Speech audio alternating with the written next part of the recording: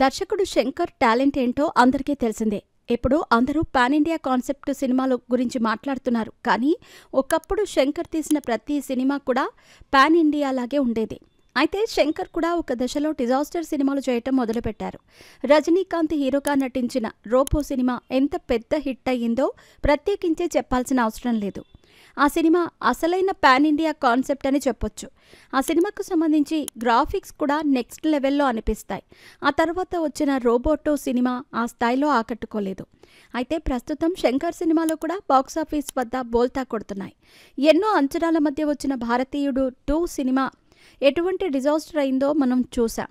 అలాగే రామ్ చరణ్ నటించిన game changer కూడా అలాగే అయ్యింది. శంకర్ దర్శకత్వంలో రామ్ చరణ్ సినిమా చేస్తున్నాడు అనగానే అందరికీ అంచనాలు విపరీతంగా పెరిగిపోయాయి.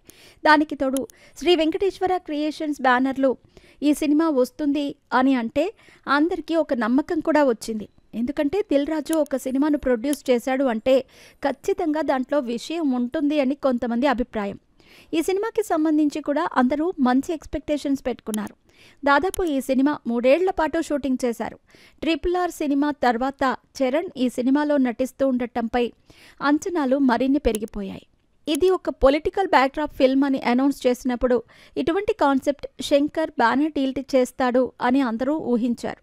కానీ సినిమా చూసిన తర్వాత అందరూ డీలా పడ్డారు. కార్తీక్ సుబ్బరాజు టాలెంట్ ఏంటో కేవలం తమిళ ఫిల్మ్ ఇండస్ట్రీలోనే కాకుండా తెలుగు ప్రేక్షకులకు కూడా తెలుసు. ఎందుకంటే కార్తీక్ చేసిన చాలా సినిమాలు తెలుగులో కూడా విడుదలయ్యాయి. అయితే ఈ సినిమాకి కార్తీక్ సుబ్బరాజు కథ అందిస్తున్నాడు అనగానే అంచనాలు నెక్స్ట్ లెవెల్కే వెళ్ళిపోయాయి. అప్పుడు ఈ విషయంపై కార్తీక్ సుబ్బరాజ్ స్పందించారు.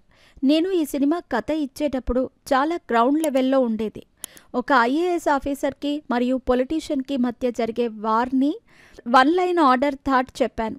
అదే విపరీతంగా శంకర్ సార్కి నచ్చింది. ఆ తర్వాత చాలామంది రైటర్లు ఈ సినిమా కోసం ఇన్వాల్వ్ అయ్యారు.